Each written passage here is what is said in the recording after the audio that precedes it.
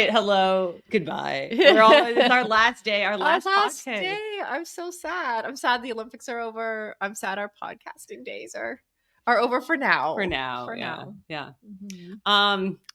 I definitely, it's bittersweet. I'm ready to sleep. Oh, you ready to sleep? I'm ready to sleep. Kelly. I know. Who needs sleep when you have the Olympic Games? All my friends who are working like the triathlon events are all like, oh yeah, no, I'm home. I've been home for days. Right. And I'm like, oh, cool.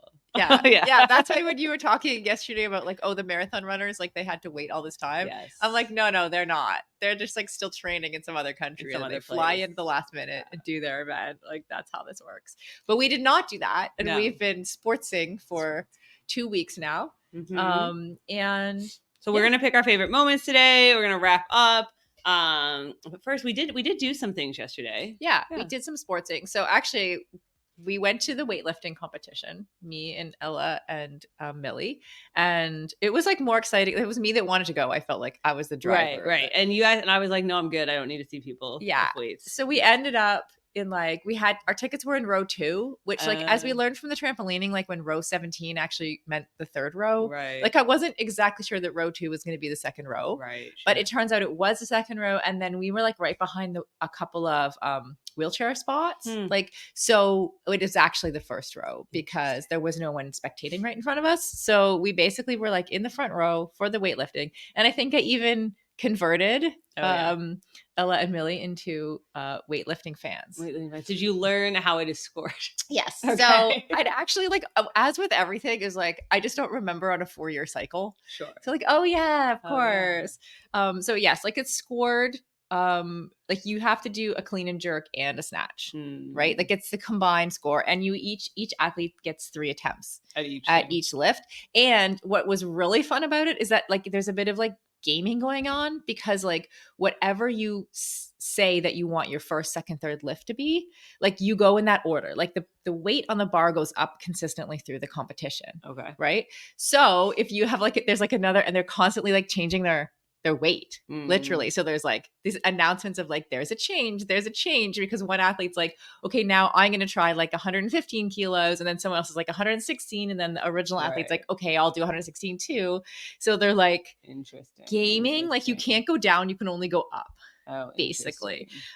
So it was like really, I felt like it was really high stakes. There was at least one athlete who was like clearly kind of injured, that you could see it on her face.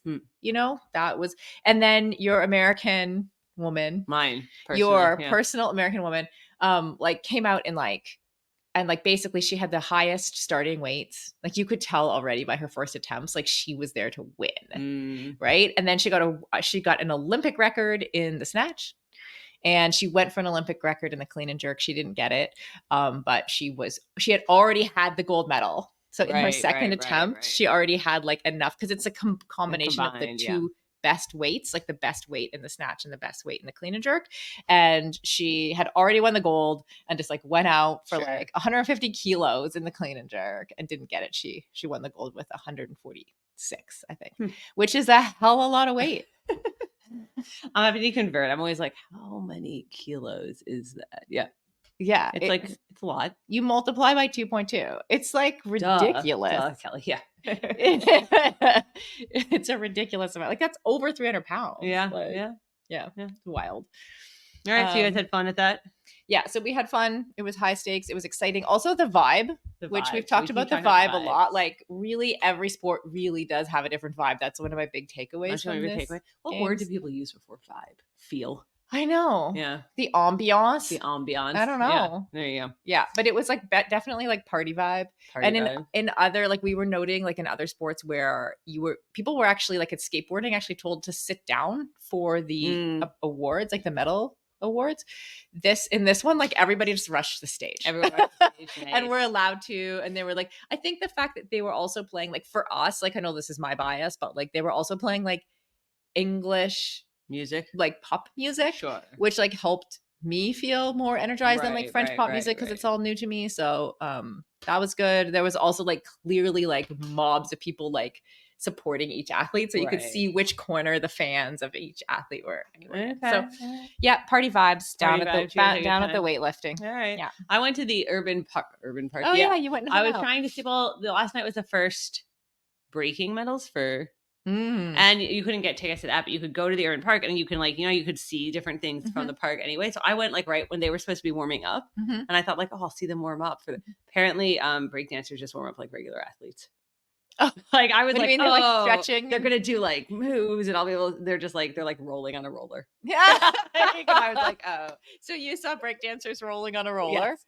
Doing a few handstands, Okay. And I was like, oh. Did you see the actual breakdancers? Not much. No. Oh, it is really. I mean, it's weird to watch. Okay. There's a lot. Like I don't know if like you guys have watched like breakdancing on the street in like LA or.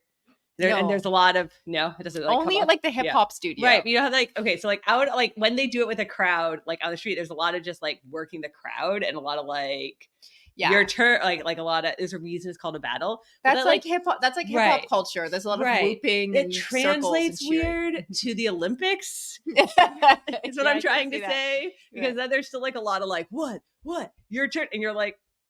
Okay. Yeah. So I just think I get what they're going for, but it definitely it's a I'm not sure the vibe fully aligned. Yeah. Right.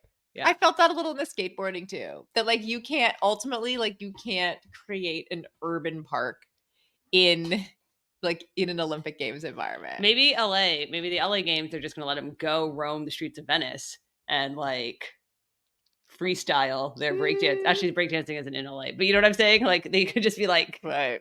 Because usually skateboarding, you like send in a video. Like that's how a lot of skateboarding work. Anyway, so that would be awesome. You just go roam LA. You have a week, make a video, send it in. Maybe not so good for the TV. Yeah, whatever.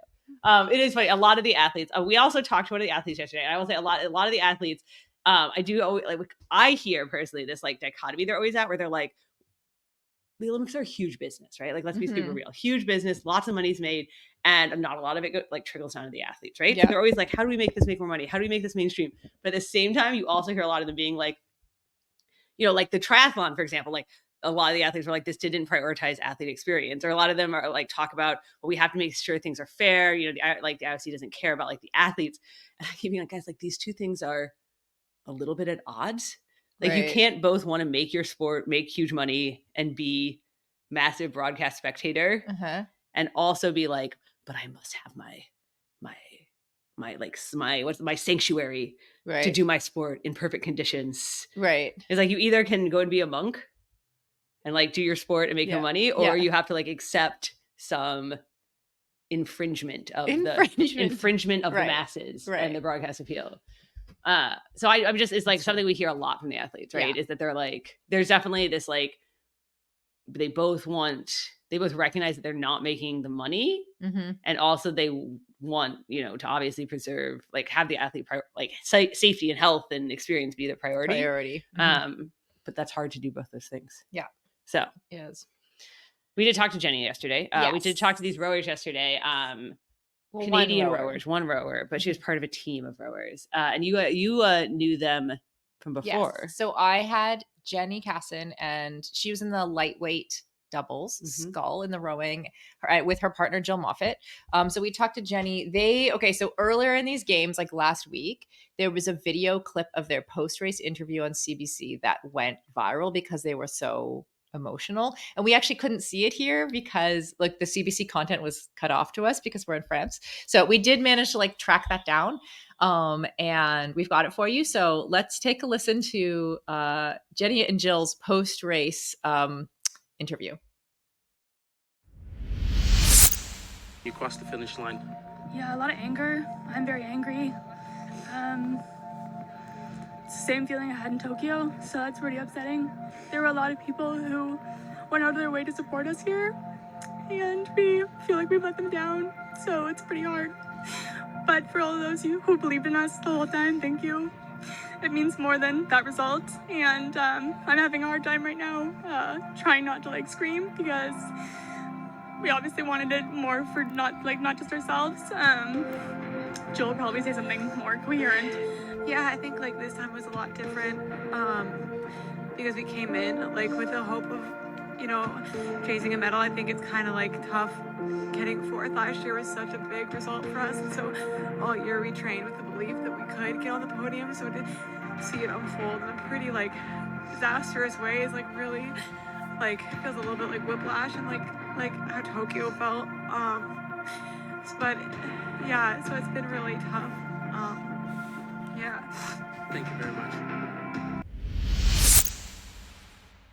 Yeah. So I think what happened like after that kind of went viral, I know Justin Trudeau also like weighed in and like sent them his condolences and said that they had not let Canada down.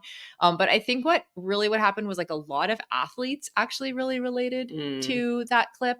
And I think like I actually saw something and it kind of made me laugh at the time, but actually is so true that like I saw this woman on TikTok kind of like crying and saying like, I can't watch the Olympics. There's so many people losing, Right. You know, Right. like there's only one gold medal. And then there's a lot of athletes going home without a medal or without the medal that they wanted. And so I think this was like, this really resonated with a lot of athletes. So I actually talked to Jenny about this and this moment and how she's feeling now a week later. Jenny, it's so good to see you. How are you doing? I'm doing better than I was last week, so I'm doing quite well. Okay. And when you say better than you were last week, we actually had to take a bit of a deep dive to find the video online of your post-race interview because they were like cutting us off from seeing that content because we aren't in Canada. So I finally watched the sort of gut-wrenching post-race interview that you and Jill did. How are you feeling about it now? The interview or the race? Oh, great. The race. Let's go with the race first. The race, well, there were heats, reps, semis, finals. So I would say I'm still very upset with the first three, very disappointed in our performance.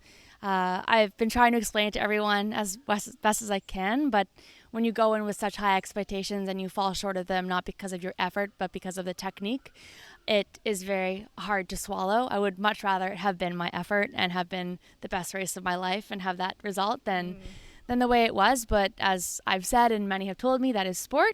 You know, it's just what you get on the day. But the final race, we did pull something together. It was much more reflected a lot more of the rowing we have been doing. So I was happy with that. But it's hard to walk away knowing that only your last race was the best. So in terms of how I'm doing with everything, digesting it, I'm not really quite ready to get over it because it was it's so fresh. But yeah, I'm just trying to take it day by day and listening to everyone who's telling me it'll get better. Yeah, and it's totally fine and understandable to take some time with that. I actually feel like watching that video today, I feel like what you and Jill expressed was like what a lot of us as athletes, like as a former elite athlete myself too, like a lot of what we feel from time to time. Like I feel like my own sport like broke my heart over and over and over. And you have a lot of losses for that one big win. So I was actually like quite grateful, you know, that you two express that so publicly, because I think as athletes, like we all feel that from time to time. How are you feeling now about the fact that that emotional moment became so public, especially amongst Canadians? Well, I think it's great. I don't really like being like public and having everyone see my face, but as far as the moment itself, if that's what people can relate to, then that doesn't bother me in the slightest.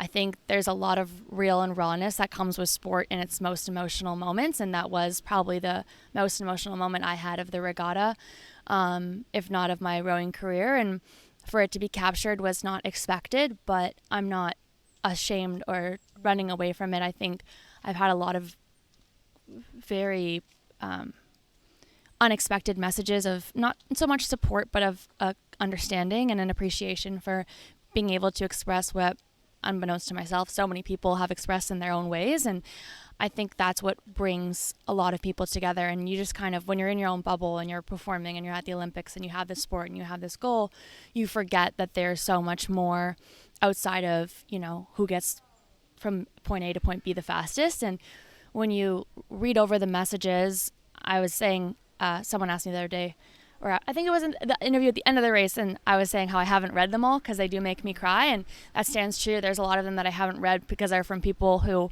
who I know have experienced the same thing, and I don't think I'm ready to give a response that can show that I completely understand and that they're not alone, because I'm not quite whole with it yet. But yeah, the outpour of support and love was great, and there were a couple people that said like, oh, it's your job to win, and to you I say yes, and I agree. That's why the video happened, because we didn't.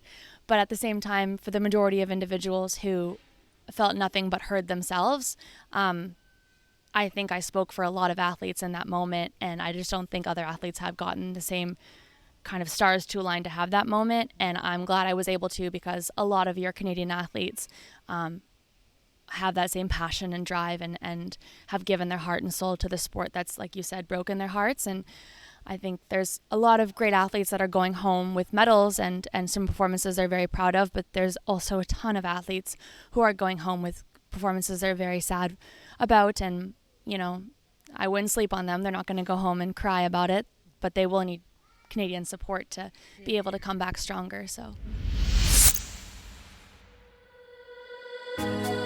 if you're like us, you're totally inspired by Katie Ledecky and Summer McIntosh and more ready than ever to up your swim training. So let's take a minute to talk about hair and skincare for swimmers. You've probably asked yourself questions like, how can I keep my hair healthy and hydrated as a swimmer? How can I avoid my skin feeling itchy and dry after being in the pool?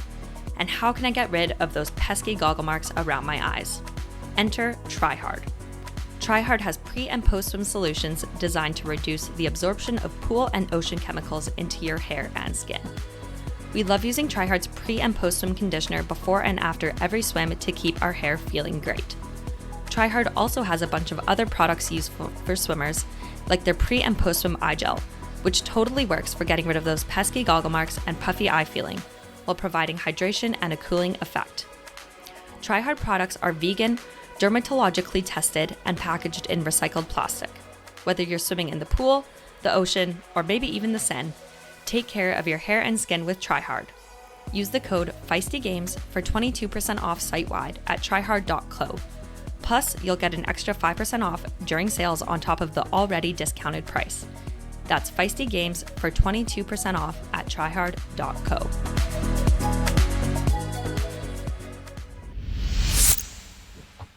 Okay, so we are going to be hearing more from Jenny later on what she's been doing in the week since their regatta ended, which they did, by the way, I don't think I mentioned this, they did finish 8th, which honestly, I don't think she was quite ready to hear it, but is an amazing accomplishment.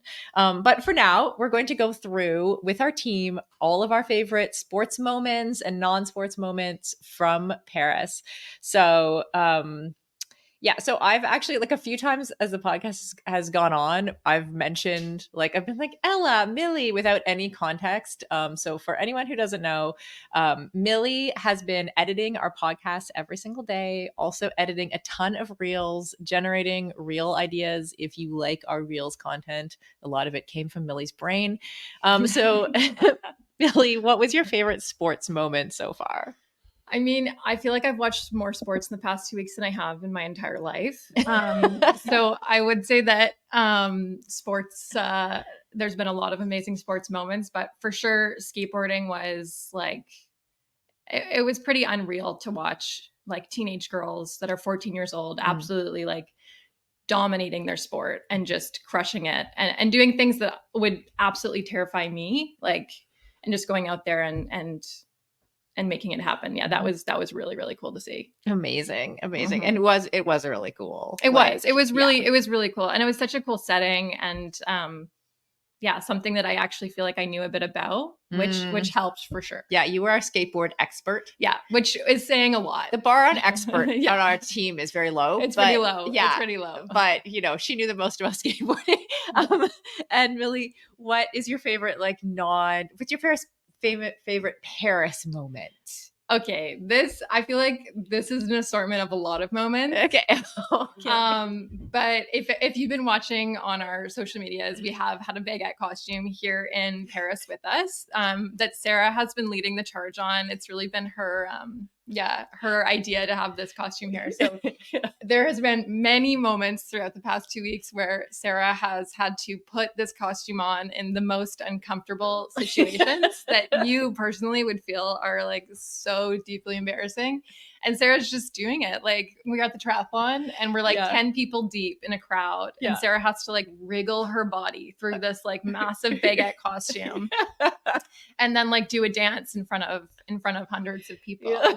And if you haven't seen that content, you really should head over to the Feisty Media Instagram and look at that. There's even more on TikTok, I would say. So yeah, that's actually, it's one of my favorites. Like, because I was actually like, I'm less embarrassed about being in the baguette costume and more concerned about like blocking other people from seeing the triathlon because I'm like, I've suddenly like doubled my volume. Like, you know, it's big. It's hard to miss. It's hard not to miss. Yeah. And then my second thought about that, is that like after I like had the baguette costume on at the triathlon, I took it off and I put it in my bag. There was a girl standing beside me who like saw it and then looked at me and realized like I had been the one in the baguette costume and just gave me this big thumbs up. Yeah. They either love it or hate it. She definitely didn't speak English. Like, I don't know what, like we weren't, but like we just like vibed for a moment. So yeah, it was pretty fun. I loved it.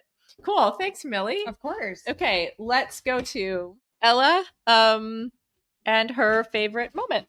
I would say my favorite sports moment was from last night at weightlifting, and in particular, the Nigerian athlete, Joy Easy is her name.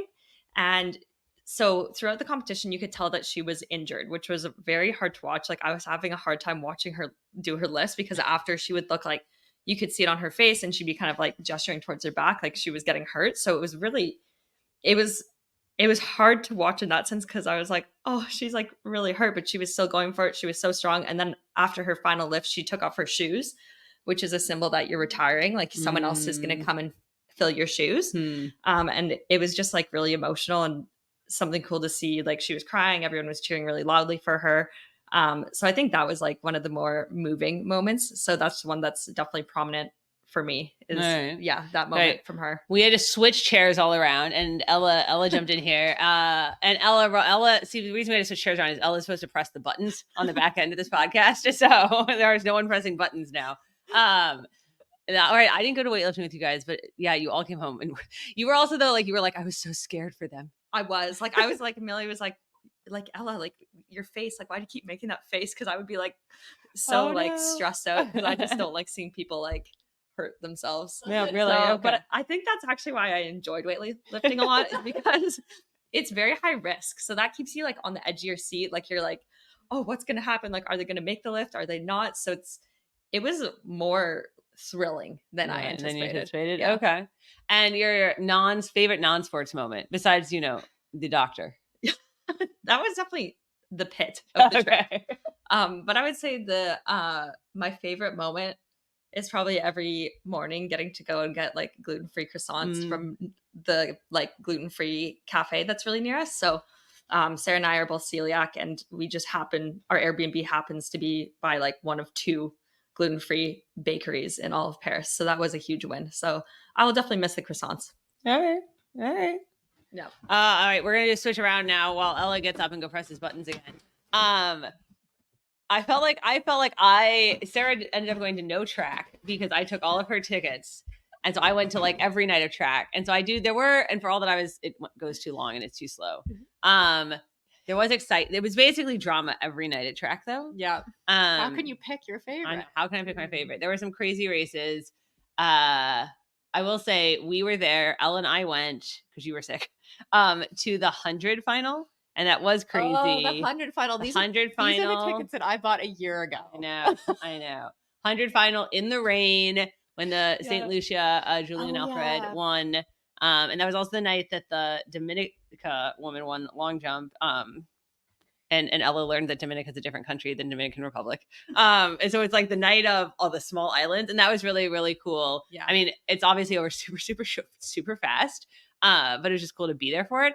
And then I was also there the night of the 200 when Gabby Thomas won, and they did the whole light show. Apparently, I didn't know this. Apparently, there was some controversy because they did a light show for the men's 100, which we weren't there for, but they didn't do one for the women's 100. Oh, but yeah, there was controversy. But I guess that was just because there was field events going on at the same time, so they didn't want to like turn off all the lights on the triple jumpers. Yeah, because that would be problematic. So they planned to do it for the women's 200 and not instead of the men's 200. Anyway, so I was there the night of the 200, and yeah, so they turned off all the lights. Everyone's like wristbands lit up. Cool. There was like a whole light show, and Gabby Thomas won, and she's kind of awesome. She is kind of awesome. So Kelly, I'm glad you got to see so much track. So much track. Saw all the track. Okay, this is the one I'm most curious about. Kelly, what is your favorite? Right. Non-sports moment. But you guys all picked like complete. I was thinking like non-sports Olympics related. Oh. Baguette related. Right. So I was going to say Team USA House was really cool. It was just really fun to like see and go in and be there when Simone Biles won. Was just like really fun. And I didn't go with you guys to Canada House, but yeah, so I just liked that. That was like super interesting. Yeah, seeing the houses was really, really cool. And seeing like multiple like athletes in there, seeing people cheering for their own countries. Yeah, it was cool. And I was with all people who, you know, understand that the US is the best country. Your people. Obviously. Okay. My favorite sports moment was when during the rugby sevens in the bronze medal game. That was crazy. When Americans like came back, like basically she ran the length of the field almost to get that try right before like in the 11th. It's the 11th hour. Is that? I mean, that makes it sound, that always moment. Like that even makes it sound like less. Like the time was up. The clock had buzzed. And then you just have like we didn't even know the game was still going on, and then we just suddenly see this woman like running for her life, like down this field. 60,000 people, I think, also like watching that 66,000, I think, in the stadium.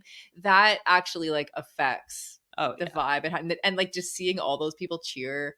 Like it was highly, highly exciting. And then the US took the bronze. Oh yeah. I mean, people around us were like crying because they were like family members of the person who scored. So that was the most exciting sports moment. Yeah, that's pretty exciting. Me. I will say, obviously, the triathlons were exciting too. We just have seen a lot of triathlons. Yeah. So I think that's where our head didn't go. I did love like cheering, you know, on the people I like know in the tri. And I think there's a general understanding out there, and you guys were sick and you missed it, and I couldn't see it because there were 27 barricades and people, but the mixed relay was actually the most exciting race of these Olympics. It's kind of what a lot of people are saying. Oh, really? A lot of people. The people are saying. The people are saying. The other one for me, now I'm just gonna jump in with, I get a second pick. Sure. Well, because I picked an American moment for the first one, so I feel like I get a Canadian one. But like actually it was like the first event that I attended with you, Kelly, was a swimming, and like walking into like Summer McIntosh getting her for her, I don't know if it was her first medal of the games, but it was the first medal I witnessed of the games. And in the 400 IM, just like straight out of the guns, like we just at the pool, first event, Summer McIntosh winning. That was cool. Yeah. Swimming was really fun. I did really like swimming. Of the different like styles of events that we went to, I appreciated swimming. Yeah. It kept things moving. Exciting. And like the medal ceremony, boom, and then you're back in the pool watching something else. They definitely kept it moving. And then my favorite non-sports clip was like you and I, Kelly, like coming back along the Seine on our bikes. Oh yeah. On our e-bikes, like wind in our hair. Yeah. Dodging traffic. The bike community has actually been quite nice because a lot of the roads are closed. It's a lovely way to see everything. To see the sights. Like I really saw a lot of things just cruising along on my bike. So, that was all good. And we actually asked Jenny Casson, our Canadian rower, some of the things she's been up to in Paris since their competition. And it was interesting what she also goes to the bakeries. Yeah. Been in Paris for a week now, and so what have you been doing since since you're blast? I love Paris. It's my favorite city for sure, next to Montreal. And Matthew and I went to track the other night, which was amazing. I get to see like my idols and my icons. I did go to the village.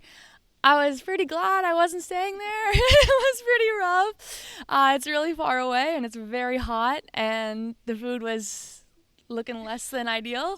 Do you know anyone who got that illness that like ripped through? Not yet. And they all look, I mean, some people looked real sick. I've been trying to up my pin game and I haven't had much success. I'm hoping at closing ceremonies people come prepared.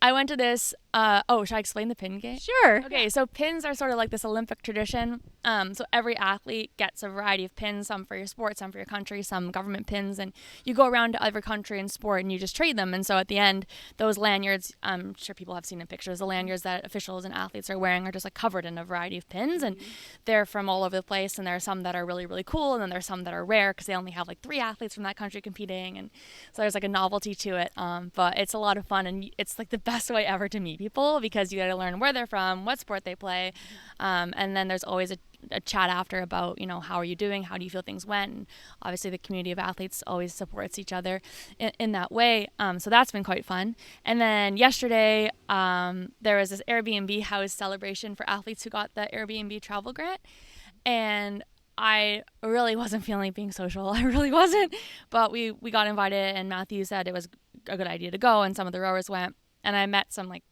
super fun athletes. If they're watching this, y'all were a great time to talk to, and it was cool because everyone was smiling, and the athletes there had finished competing, and the staff of Airbnb was so grateful to have us. And cute little kid, hi sweetie. But yeah, no, we're in a park, so there's a very cute child right here. The benefits of being in Paris. But that was great. And then I've just been exploring the sites. Paris is very different through an Olympic lens, so I've been embracing that and learning new sports. There's a bunch of sports that I had no idea how it worked. Modern pentathlon, with horseback riding, and then rock climbing and like that. Did you get to see that? Sport climbing? I didn't see it live. I've been glued to my TV with it. I know none of the competitors. I don't know any of the history. I don't know anything about it, and I am like, all of you are unbelievable. They are athletes. Like when I see a grown man take his fingers and hold his weight and shift it so he can grab the other with his 2 fingers, it boggles my mind. Yeah. So that's been fascinating to watch, and it's probably up there as my favorite right now. Yeah, we've been going to like every day we go to like basically to one sport, or sometimes some of us go to one, another to another, and it's been like a whole series of that, of like, what are they, like trampoline? What are they? What? And like, what are the rules? Like, how do they score this thing? Yes, that's how I felt. The pommel horse, it went viral. The American with the glasses, Clark Kent. And I really don't know his name, but I didn't know anything. I didn't know there was still an event. I had no idea, but now I'm gonna watch it next time, and like I'm super invested. I feel that the Olympics have sort of gotten a second wave after Tokyo. I feel maybe it's because I'm here and I'm competing, could be very well it, but people are fascinated by it, and the French, everywhere you go, all I hear is Allez les Bleus, and I am just in love with it. I think it's beautiful. They're so here for their athletes, and it's so great. The French crowds have been amazing. They've been insane. Yeah, insane. I noticed yesterday they sell these little like block things that are like to put a French flag on your face. That's so it has what like they've been doing. Is that what it is? Yeah. Yes, because they all walk around stripes. You go to the bar at like 2:00. Some people go to the bar at 2:00 in the morning, and all the French fans are there with like little faded, like they'll have like one here, one here, one here. Yeah, it's really just like cool. Yeah. It's like 3 colors. Yeah, they just go like this. One like lipstick thing almost, just like this. I'm like, we need a Canada flag one, but it just doesn't hit the same, like because it would just like smudge. Stamp maybe. Just put it everywhere. Yeah, it's been really fun to watch. Cool. And then have you eaten anything like that you wouldn't normally eat, or you go crazy after your event person? Yeah, well, I'm trying to kind of go with moderation because I don't want to like make myself sick, but it's quite hard because everything is delicious. What was my favorite thing so far? Oh geez. The fries. I've been like sampling fries. It's like everywhere I go, I rate the fries on a scale of 1 to 10, and I just like down them in mayonnaise, and the people who are giving me the fries arrive 1 minute later. They come back and the plate is like licked clean. I'm like, yeah, that was a 5. I'll have another. So that's kind of where I'm at. And then the pastries, I ogle and oogle, and I kind of like debate because they all have the name of the pastries and then the list of ingredients, but they're all the same, but like slightly different. And they kind of have like figure out what mood you're in. You're like, I'm a little bit raspberry today. I'm a little bit like nut today, and so that's been good. I feel that. Yeah, it's a struggle out here, everyone. It's been hard here in Paris. Like, do you want the raspberry millefeuille or do you want the chocolate eclair? Like, what do you want? It's tough. It's tough.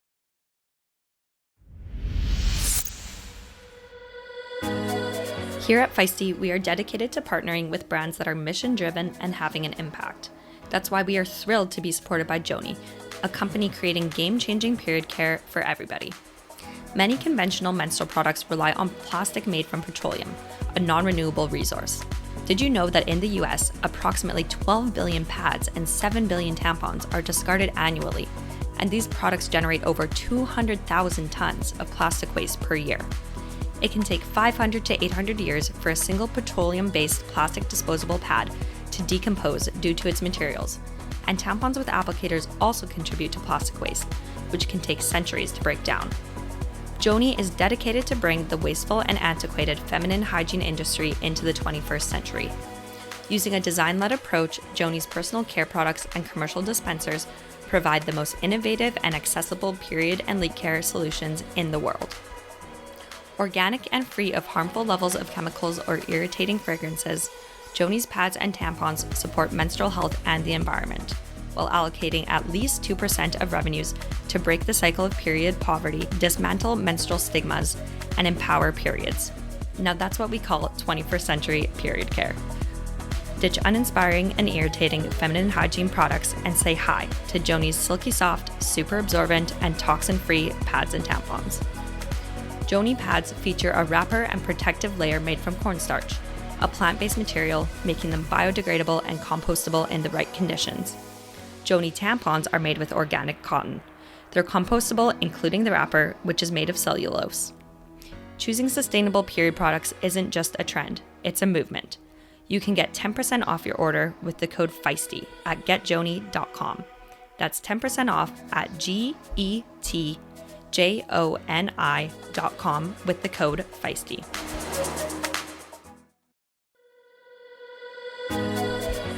Historically, athletic footwear has been designed, researched, and tested for men. Brands have relied on the shrink it and pink it approach to sell male shoes to female customers. That's why we are so excited Heddas is working with us on our Paris coverage. Heddas is building high-performance, technical running shoes for women from the ground up. They operate from a purely female perspective, which we love, and their mission is to ensure the female running experience gets the funding, research, and recognition it deserves. Heddas has unlocked the science behind women's biomechanics through dedicated research and creates better shoes for women's performance. Some of Heddas' special features include a lower ankle collar to reduce rubbing on women's ankle bones, a breathable mesh toe box to allow for ventilation and accommodate female toe shape, and a supercritical foam and Pebax plate midsole to keep our legs going when the going gets tough. Heddas has 3 shoe models designed for different sessions: the Alma Cruise for long runs, the Alma Tempo for training days, and the Alma Speed for pushing the pace. Celebrate the outstanding performances at the Olympics with your own pair of Heddas. Use the code Feisty20 for 20% off at heddas.com. That's Feisty20 for 20% off at heddas.com.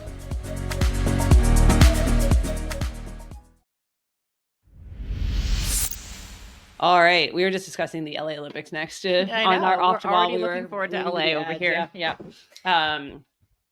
So I mean, obviously, I'm excited about it, but it is going to be very different than here. It is going to be very different. This has been an epic trip episode and trip. Okay, so before we go, we wanted to announce the winner of our big prize pack. So we've been doing people have been entering a giveaway all of these 2 weeks to win our big prize pack from our sponsors. You get a year's supply of period care from Joni, a pair of women specific shoes from Heddas, $200 gift card from Try Hard.